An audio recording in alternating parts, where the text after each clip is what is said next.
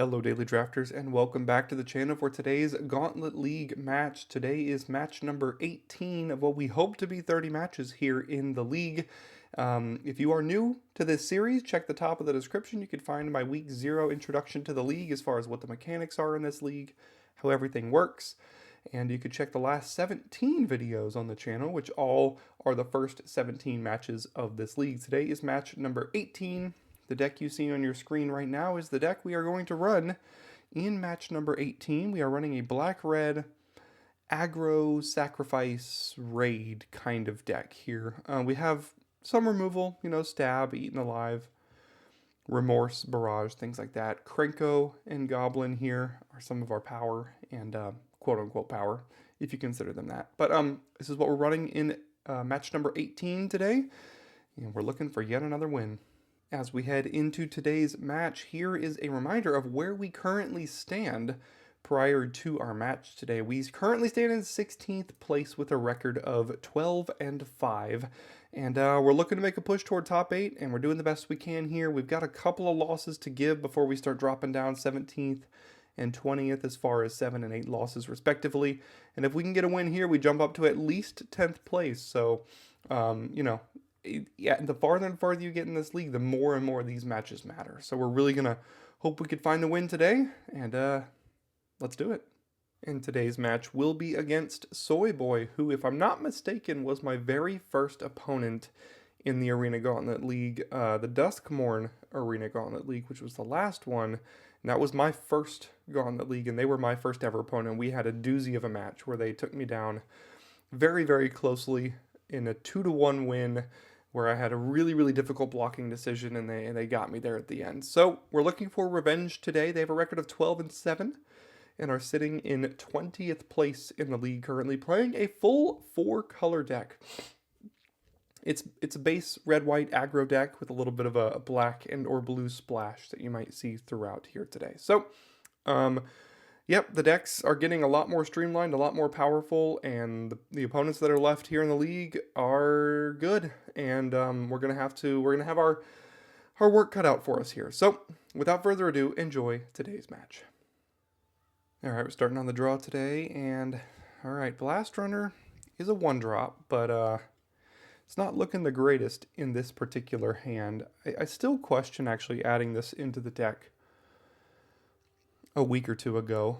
Not a week, a match or two ago when I got it. Combat Courier, you say?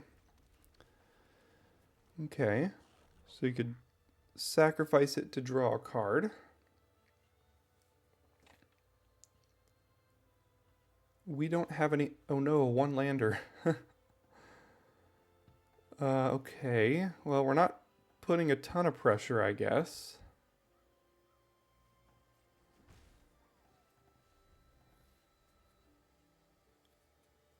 Okay, there's a second land, 2 mountains.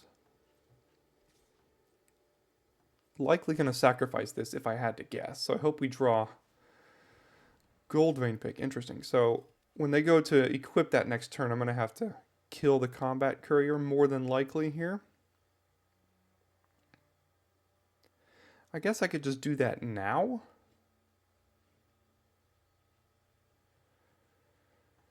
Yeah.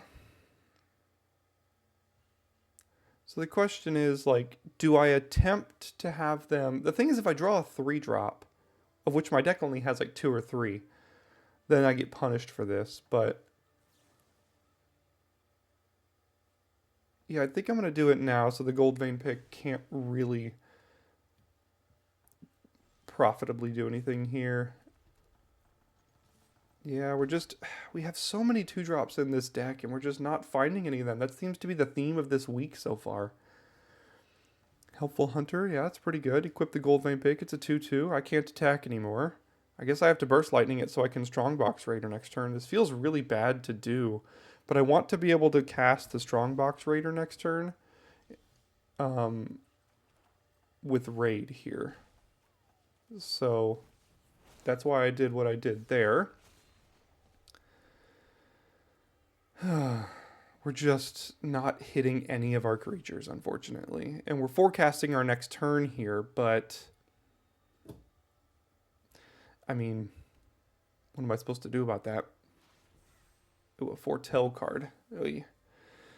You're going to make me figure out what that is. What is up with all of these stupid lands?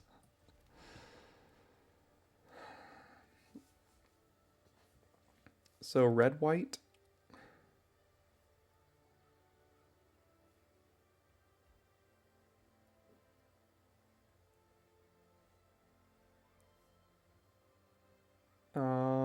There's a Stalwart Valkyrie, but that doesn't require foretelling.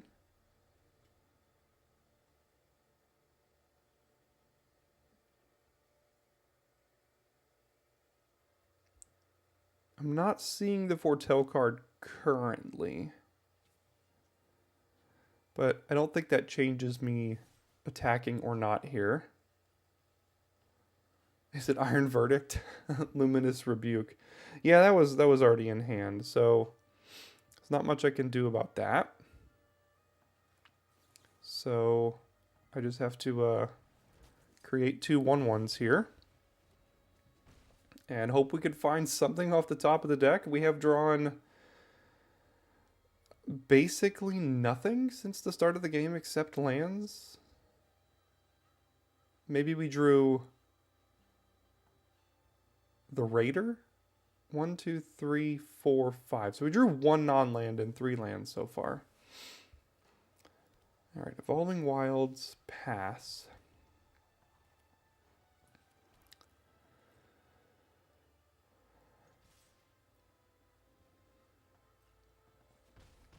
Alright, here comes Perforating Artist.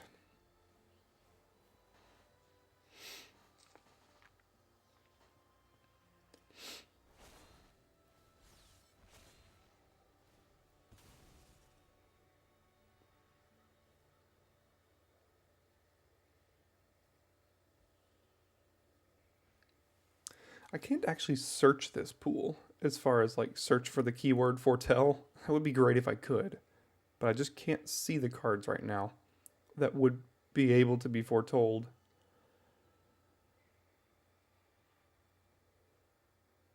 If I could figure it out, that makes my life a whole lot easier, because there can't be more than 1 or 2, right?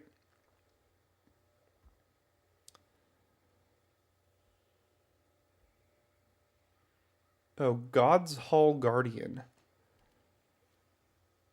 which is a 3/6 vigilance. But to foretell it costs 4 mana.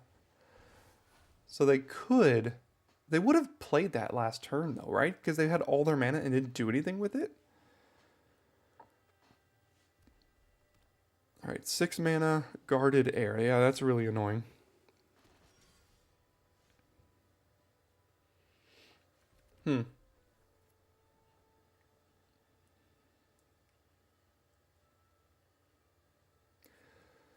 Yeah, that is a stone wall against my deck, right? What can I do about that? I can trade a 1/1 for a goblin, basically.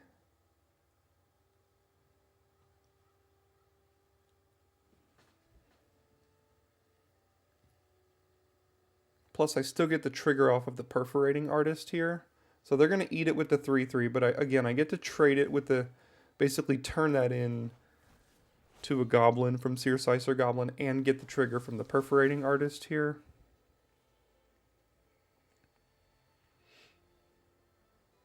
And they're starting to get kind of low on life as well as low on cards in hand, and questioning if they should sacrifice a creature at any point or not, right? What could the... if it's not God's Hall Guardian, then what could it be here?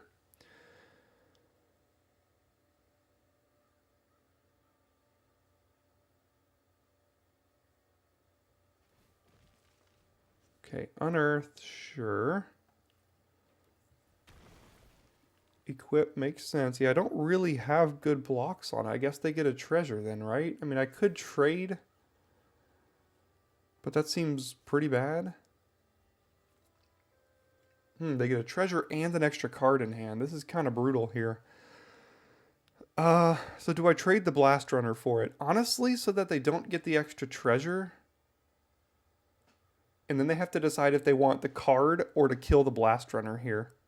So I think I'm gonna actually block like this. My guess is they sack it for the card. And that is what they do.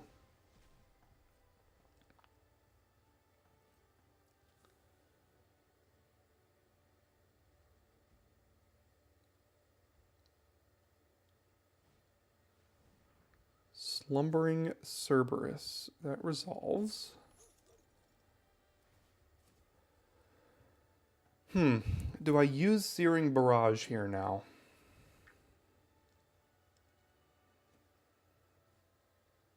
I feel like I should. They're at 7. I put them to 4 here. I mean,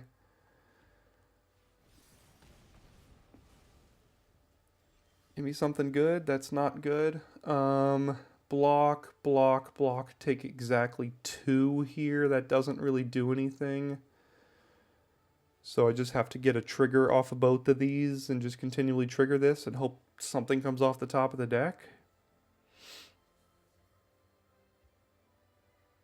Doomscar Titan has Foretell, so creatures you control get +1/+0 and haste until end of turn. That's got to be what it is. Yeah, Doomscar Titan. So I have to be careful about that, so I don't die on the backswing here. But I think I just have to send this guy in. Just to get the trigger, because, I mean, I'm not really doing anything else.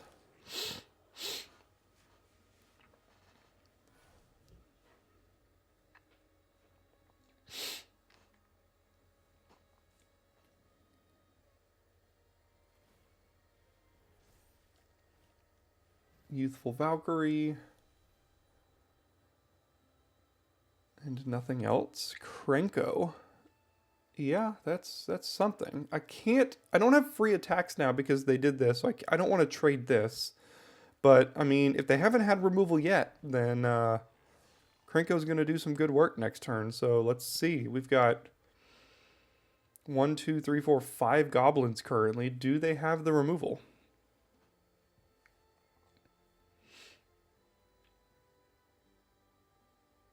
Or is the Doomscar Titan going to force me to make some ugly blocks here? Because I do think that's the card they have. A double Itali Primal Storm and triple Shivan Dragon in their pool as well.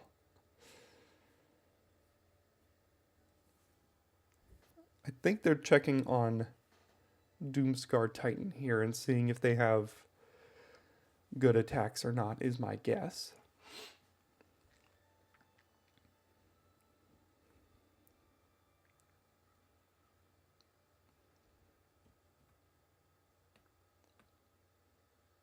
Sorry, if you can't tell, I'm still a little under the weather. I'm doing the best I can. Just speaking is not the easiest thing for me to do right now. I've been trying to save my voice most of the day. Equip. Sure. Sure. Get a treasure. So there's the Doomscar Titan that I thought that was.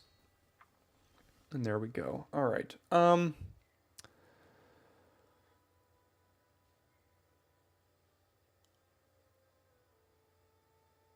Well, I guess we just attack here now that we have an attack because they can't just eat it with lifelink. We get double trigger. We could still use Krenko on their turn. In fact, I'll probably use Krenko on my end step.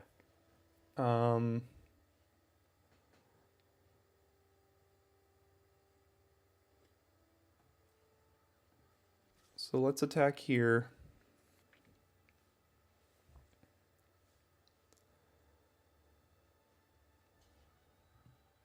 Sure, go to damage, play our 2-drop, end turn, resolve, resolve, resolve. And then before we pass it, just so they can't kill Krenko in response here, I'm going to activate Krenko. I just want to see what decision they make. And then we'll activate Krenko here.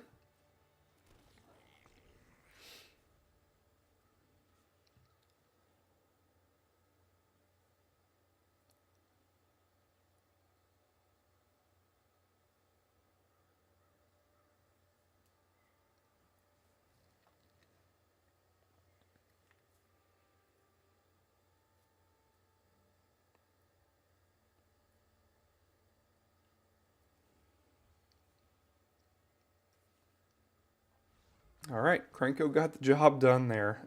I mean, if it goes unanswered, it's really difficult to deal with. So we're going against another relatively aggressive deck here. So, I mean, we're on the draw this time. I think these expensive removal spells, particularly Incinerating Blast, doesn't seem great. I mean, they had the Doomscar Titan, but that's just going to, like, kill us if that resolves in an ideal world for them. So maybe Incinerating Blast isn't great. What else could we bring in here?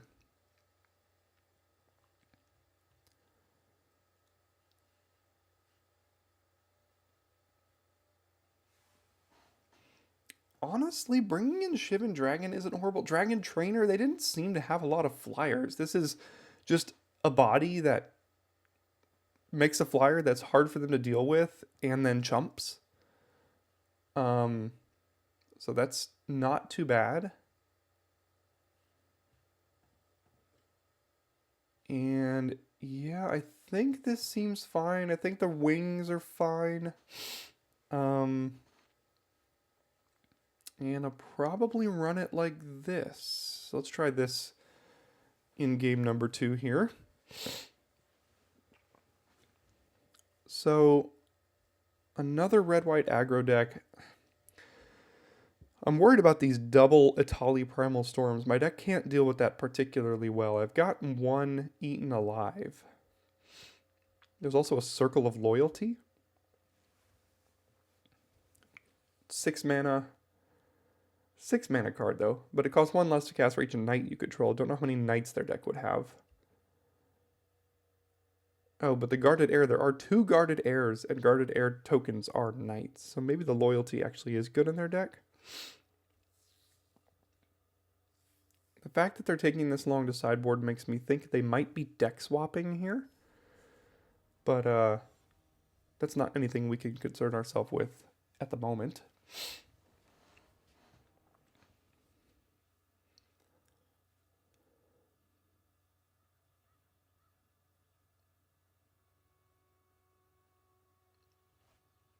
All right, pretty easy mulligan for us here. Can't do anything about that. Yeah, I mean this hand's also pretty bad, but you know, if we top deck a swamp in the next turn or two, it's not horrible, but it's obviously not an ideal scenario for a hand. All right. We managed to top deck the swamp. Thank goodness, because this might have been gone to a game 3 real quick.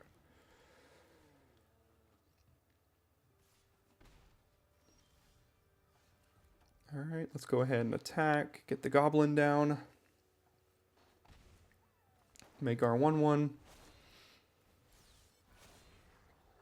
Next turn, drawing a red 2-drop might be nice, so we could hold up stab.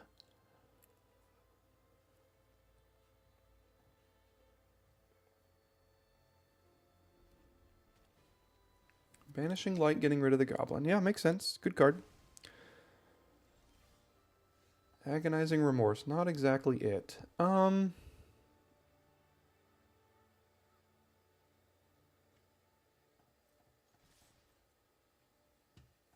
no blocks.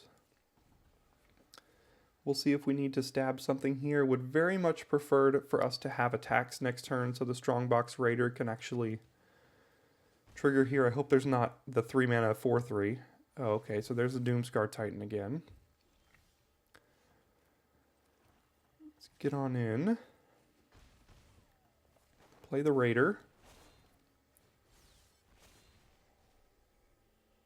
And I think the Blood Witch next turn is probably going to be what we want.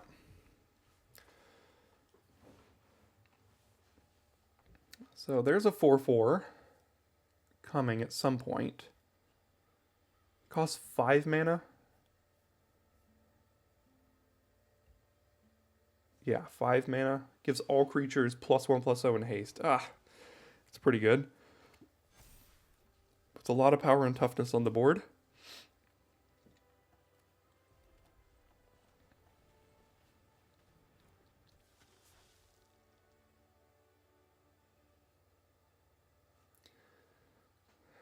I mean, not sure what else there is to do except to attack with at least these two. They'll trade with this and then trade with that. Stab could potentially try to save something. If they block Felidar Savior on the Ghoul, I could save the Ghoul by killing the Savior. But the Raider is going to trade with something here, so I think we just see what they do here.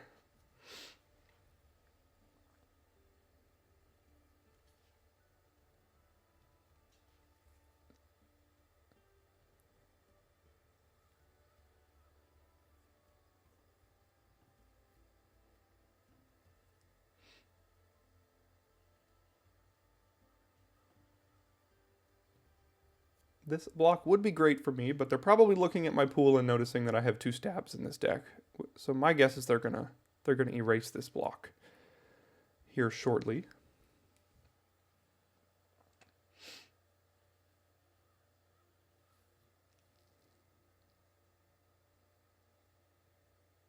Actually, if they block with the Combat Courier and Felidar Savior, I don't really need to use Stab at that point. I just trade it with the Courier. They don't even have the mana to unearth it, but it looks like they did leave it here, so we'll go ahead and do this. Trade these off. Doesn't feel great to do that, but Felidar Savior is a good card, so the Remorse can take care of the 4/4 at some point here.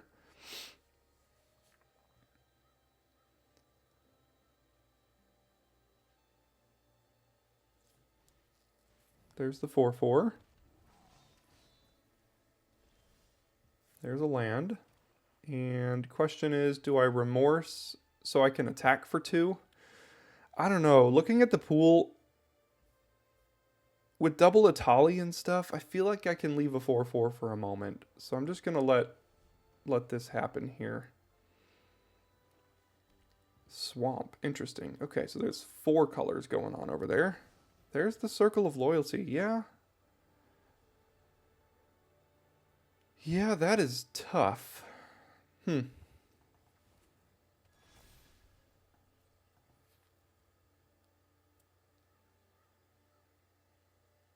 What exactly am I supposed to do about that? Because that's just 4 mana, make a 2/2 every single turn. Alright, if I draw another removal spell, then I can have attacks here. Actually, that's really good. Because I can sacrifice it to draw the card here.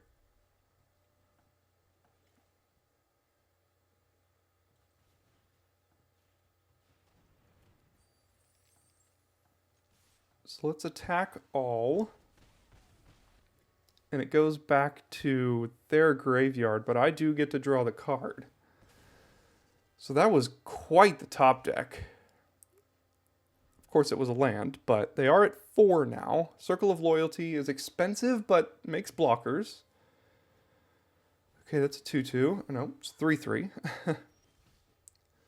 Vampire Gourmand. Yeah, that's also kind of good. It's a little delayed, but I mean, we're going to do what we can with it here. And they're going to make a 2/2. So, actually, it's going to be a 3/3. So, removal check on the Gourmand here.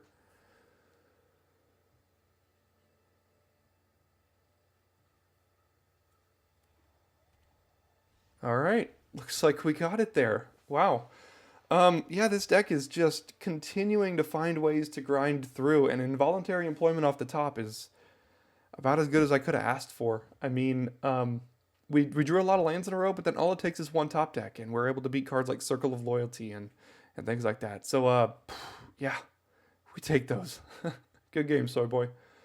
And with that win, we take our record to 13-5 on the league, which puts us all the way up in 9th place.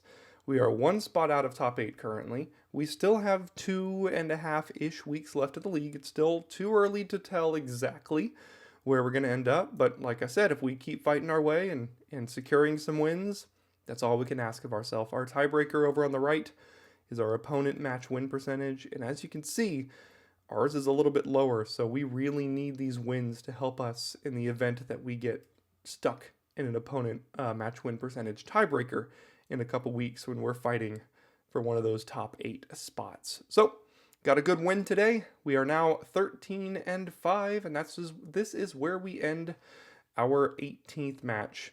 And what is this? The 3rd match of week 4 here in the league. So, thanks for tuning in today, and I'll see you tomorrow for match number 19.